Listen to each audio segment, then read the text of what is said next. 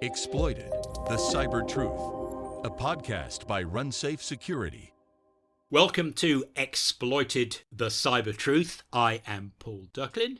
I'm joined by Joe Saunders, CEO and founder of RunSafe Security. Hello, Joe. Welcome back. Hi there, Paul. Great to be back.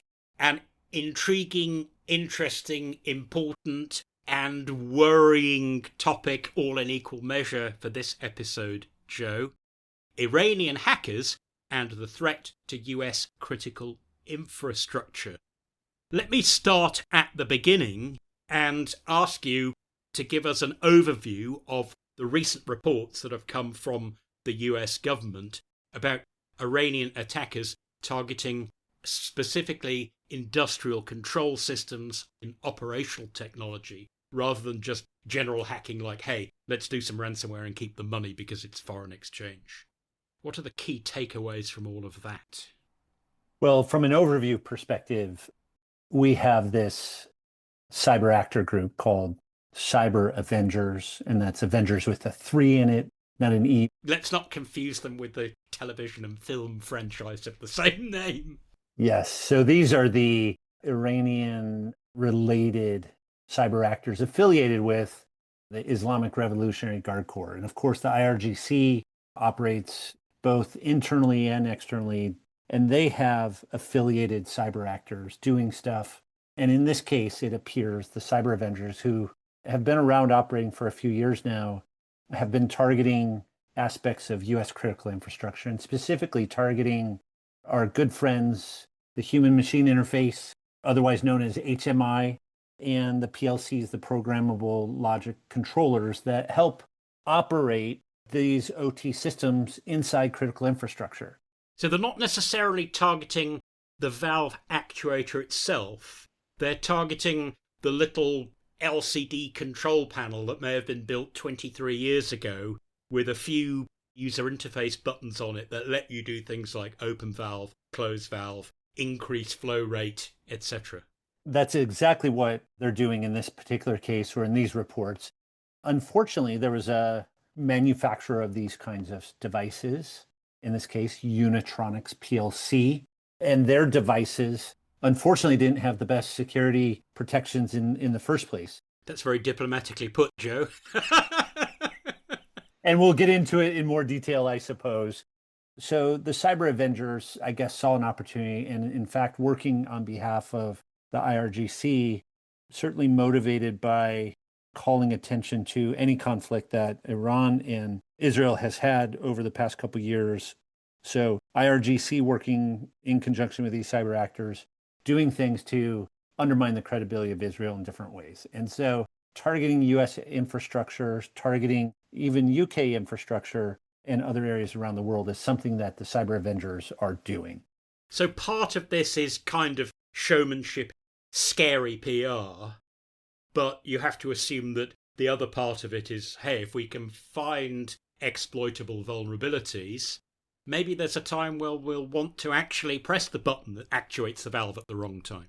We've seen that in US critical infrastructure where we find cyber bombs, if you will, implanted in US critical infrastructure that could be detonated at a time of the choosing of the bad actor behind them. And those could be at multiple levels, couldn't they? It could be some flaw in the actuator itself, just thinking of valves. It could be a problem in the HMI that allows it to be triggered when it shouldn't be. Or it could be something in the IT part of the system where there's some software that's supposed simply to take stock of the settings in the network, but turns out to have an API bug that means it can actually be used to take control rather than just to read out data. So, Joe, do you want to say something about the particular methods that these threat actors have been using? Yeah, so in these particular cases, the Cyber Avengers were leveraging factory-installed standard passwords. Oh, dear. But then what they did is they figured out what else can we do once we get on device from there to disrupt operations. They were modifying different files in the file system, doing things that would fall back to previous versions and eliminating certain communications ports. So they could actually, if you like, reintroduce bugs that had been patched in the past. Reintroduce bugs and then lock out administrators from gaining access. Oh, so they've got root access because they've broken in, and then they very carefully close the door behind them. Yep, they disabled things so you couldn't upload or download things, and you prevent the operator from getting back into it. Lots of concerns in 2024 about which public utilities were at risk, and the local water companies in this case were the ones that were exposed. It creates a big problem when you have these smaller water systems, perhaps in rural areas, perhaps in major cities, perhaps in suburbs and exurbs in between. But what is the right level of response from a federal government, from law enforcement to help mitigate? What happened was affecting local systems who may not have been aware of what techniques were being employed in the first place. Yes, it's always a difficult thing to balance blame, isn't it? Clearly, the attackers shouldn't be doing this, and it's both criminal and dangerous in equal measure. At the same time, you think, well, to what extent do the people who either build or sell or procure these devices that aren't secure, how much more could or should they be doing? You don't want to blame the victim, but you kind of think maybe we need to build an environment where people are less likely to be attackable in the first place. So how do you go about dealing with that, particularly, as you say, in small towns or small municipalities? They don't have much money at all. They're not commercial enterprises that can go, hey, we'll put the price of tomatoes up a bit and we'll take some of those profits and we'll spend it on cybersecurity. Yeah, we all appreciate a well-functioning society, especially when something goes wrong like this. Indeed. These are vital systems. These are public services that help us with the level of comfort we have in our lives today. These organizations, I think immediately the options that they had were to disconnect those devices from the internet, update all the passwords on those PLCs and HMIs. Yeah.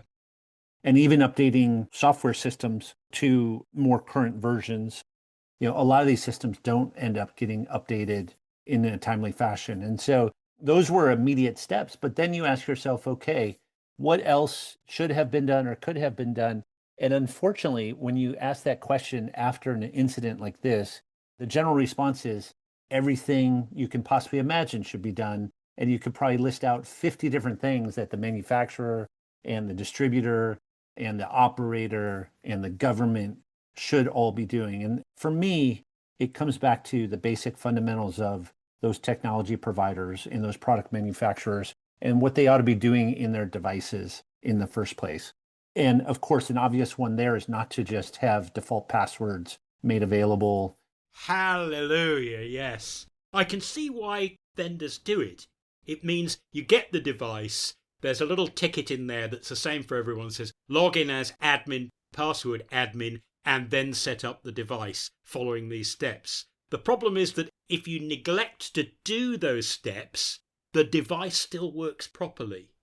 And I think you should assume that every default password ever programmed into any device ever made is on a list that every cybercriminal and every state-sponsored actor already has in their pocket. If you think of it like that, it's pretty obvious why you should not have working passwords that are the same for everybody. I was thinking about it. Did you know, Paul, in many cars, if you disconnect the battery, there could be an anti-theft provision in there for the radio, and the radio may not work anymore. And guess what the answer is? It is to enter in a default password that's the same for all those radios produced in that same model. Let me guess, it starts with 0. Mine starts with a 5, but but it's the same concept, right? You need a way to try to slow people down, but you have to make it accessible for support reasons and others. Exactly. We spoke about that in the podcast with Leslie Grandy, didn't we? Where she said you have to be really careful that you don't knit a security straitjacket so restrictive that people go, I'm just going to find my way around it. It's too hard. And for me, that begins with those product manufacturers and the culture they set around quality, around safety, around security, and most importantly, perhaps, on the overall software development process to enable those core pillars of good business for people who serve technology to critical infrastructure. So that's SDLC, right? Secure Development Life Cycle. We don't use that old school waterfall model where you do a whole load of development, then you do the testing. Oh, we found some bugs. Let's stick some polyfiller in the cracks. Let's sand it back nicely, paint over it. She'll be right. Because she probably won't.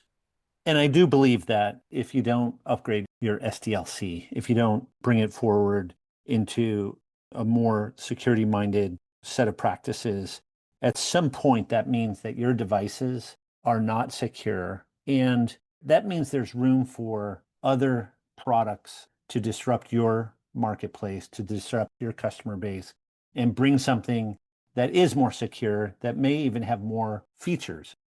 I think organizations that have weak security practices have a competitive threat. I think it's fundamental that these organizations embrace a more secure development lifecycle and build security into their products, build in all these automated practices that I've talked about over time. And it's really looking out for your customers' interest in the end, because there are well-motivated nation-state actors like the ones affiliated with IRGC who will find exposure, and they do look for those organizations, those products that have weaknesses.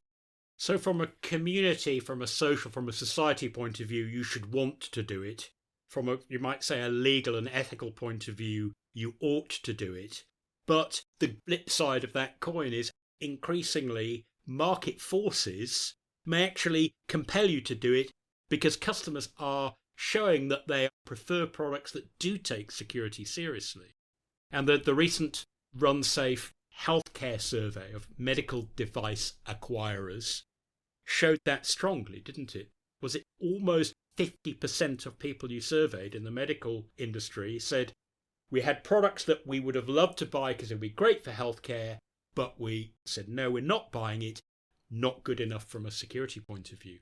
So you can have the most fantastical surgical robot, but you might not be able to sell it if it's not secure enough. And I think this is where programs like Secure by Design emanate from. The idea that you do need to build in security for the benefit of your customers. Let's also then look at it from the operator's perspective. Yes. They may have limited resources, as we said. Some of these wastewater systems in smaller jurisdictions may serve 2,000 households or maybe 500 households. And they might have an IT person who's looking after OT systems and security and internal systems and all the workstations in the enterprise. And helping the next municipality and the 3 unincorporated towns around. And it's a big job for anybody, right? And there's a lot of responsibility. And so I do think then from that perspective, from the operator's perspective, we've talked about the notion of secure by demand, asking about the security practices from your suppliers. And that gets to the healthcare report that you talked about. And it's not being difficult, is it? It's not just getting the price down because I don't think your security is good enough. It's just saying, if you can bring me security, then I'm naturally going to be more likely to buy your product. Yeah, and as they say, it takes 2 to tango. So supplier and operator need to work in concert. Again, going back to the wastewater system example, so that's the operator side and the product manufacturer side. And then there's still this effect on the society, the town, the city, and all the citizens there.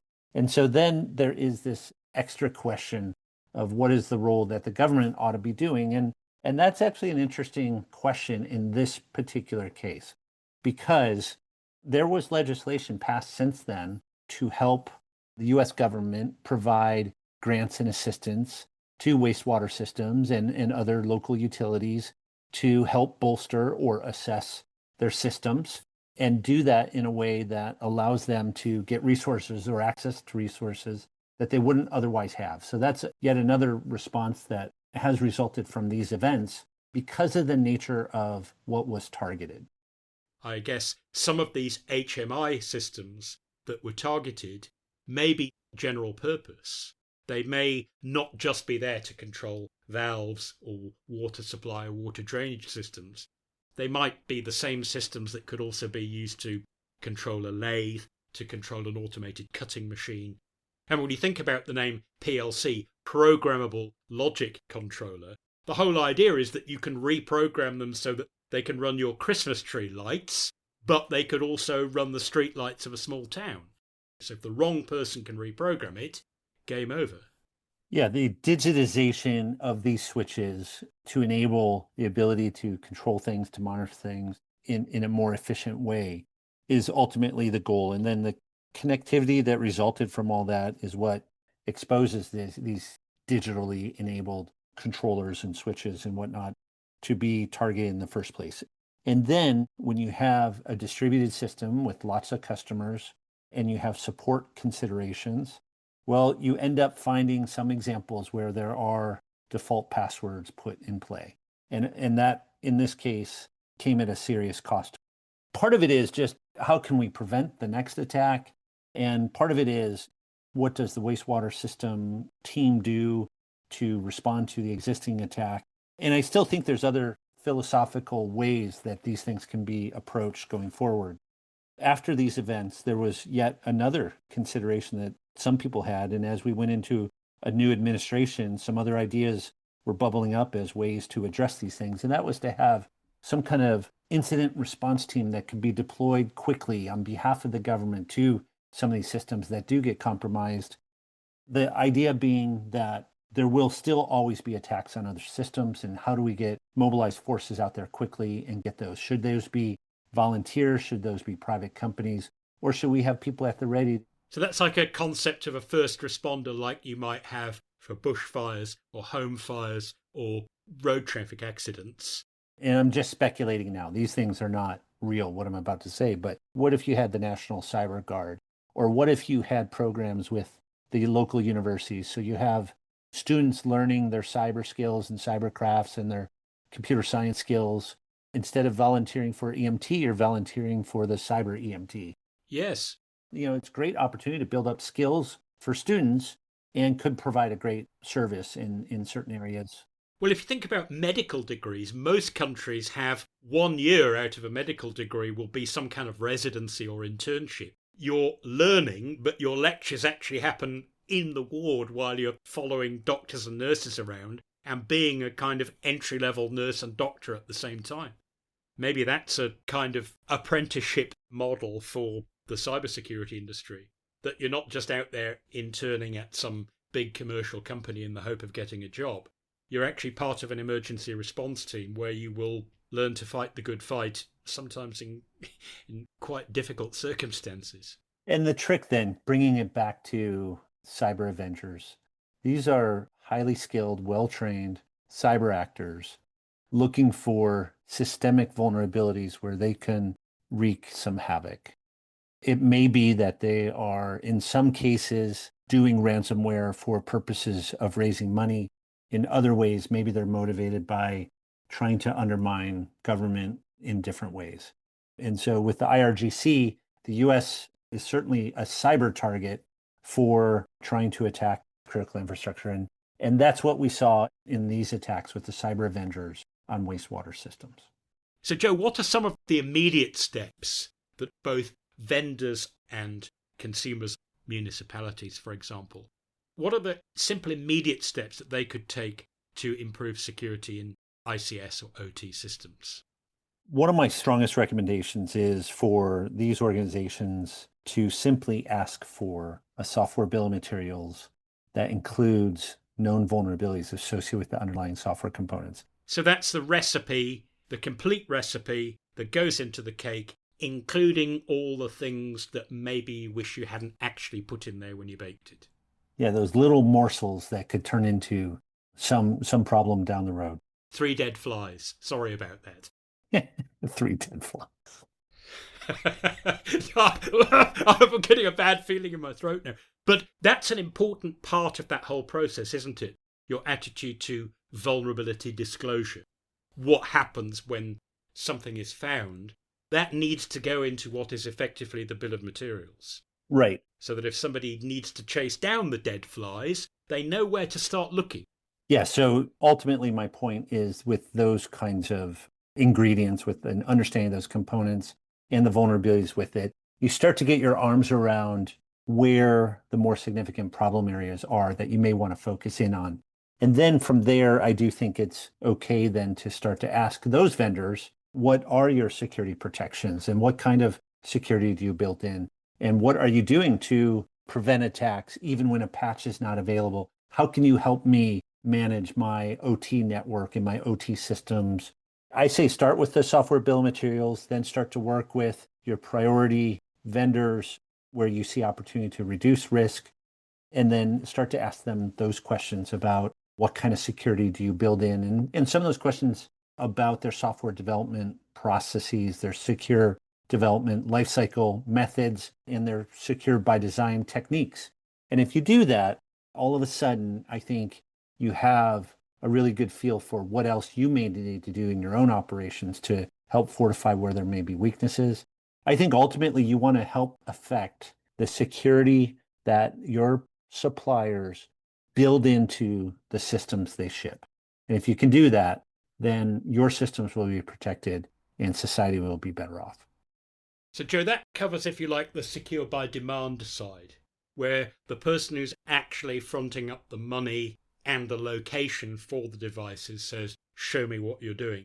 Now, if you are a vendor and you're asked for a software bill of materials, if you can't come up with that software bill of materials, A, you probably should be able to, and B, if you're going to sell into Europe, the Cyber Resilience Act that's coming into force soon says, thou shalt jolly well learn how to come up with the software bill of materials. What should your first steps be so that you can actually get that complete recipe? Because they're not like a cake which might have 12 ingredients. There could be hundreds or even thousands of distinct components that mix in multiple steps of the supply chain. So where do you start from the secure by design side? So you can certainly analyze your source code. You can certainly analyze the binaries, but there is an optimal spot to generate a software bill of materials, and that is as the software product is getting produced. You could look at the recipe and say, oh, yeah, I could see where I might have some security vulnerabilities when I bake this cake.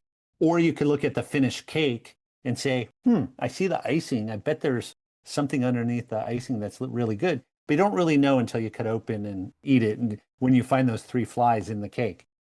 In the software development process, especially in these embedded systems that comprise the technology in critical infrastructure, essentially you take source code, you compile it, and you produce a binary.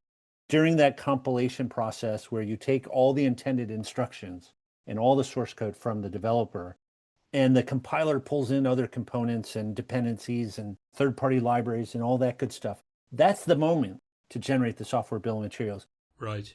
Because that's where you have ground truth of what is actually ultimately going into that binary. So you get a much richer, much more precise picture of what could go right and what could go wrong. And some people will argue, and I am one of them, you should produce the software bill of materials as close to the moment when you produce that software binary that you're going to ship to your customers. And the reason for all of this then, you asked about, well, what should the product manufacturers be doing? What should be the supplier's approach to all of this? There are a couple items, but one of them is thinking about what your customers' needs are. And if you are shipping technology to go to all forms of wastewater systems across, say, the United States, where there's, I think it's 50,000 wastewater systems in the country, you have to realize not all of them have the same level of security on their side. So you can do more. And so I think it's good customer service to start to really analyze what's going in these software products so you can reduce downstream effects when a cyber actor tries to compromise the system. So, Joe, at the risk perhaps of seeming crassly commercial, perhaps you'd like to say something briefly about a couple of products and services that RunSafe does provide. One, building that bill of materials automatically, helping you to do that. And the other, building your software in a way that makes it more resilient to exploitability, even if you have inadvertently left vulnerabilities in. At RunSafe, we took a philosophical approach to disrupt the economics associated with cyber attacks. A lot of these attack groups, like the cyber avengers, are persistent. They might spend 6 months analyzing and developing their exploit and figuring out their attack methods and how to get on systems and things like that. And what we wanted to do was make it so frustrating that every time they go back and spend another 6 months on a target device, they get thwarted. And so that kind of approach means you're disrupting that very economics. You're using the persistence, which is maybe one of their strengths, as one of their weaknesses. So in other words, they might spend 3 months getting an exploit to work against one instance of the valve actuator that they've bought and they've got in their lab, and then they go and try it on the other 999,999, and they realise, oh dear, we need to retailor the exploit. You haven't disrupted the determinism because the devices will still perform correctly, but you've disrupted the ease with which they can find a one-size-fits-all attack. Right. And so if you take the Unitronics example, then if they had, say, security mechanisms built into their systems, one, they could save some time with their own developers. Yes. Eliminating a whole bunch of vulnerabilities from being exploited, even when a patch is not available. Two, they could be enhancing their customers' operations as well, reducing downtime and ensuring that systems aren't disrupted. With that in mind, that's a philosophical approach to the technical thing that we did, which is insert security at build time. That security gets invoked on a device when it loads out in the field in that wastewater system for the benefit of runtime protection. And so it's a very simple step for developers, for those product manufacturers, for those companies that ship the technology to their customers in critical infrastructure, to enable security when they're baking the cake, so to speak, from earlier.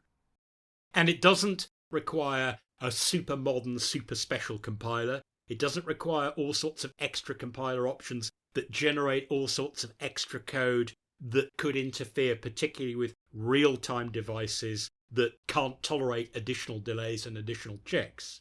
The same code is running, it's just running in a sufficiently different way that you would assume that its performance will be the same, but its exploitability will be sufficiently unpredictable that an injury to one will not be an injury to all.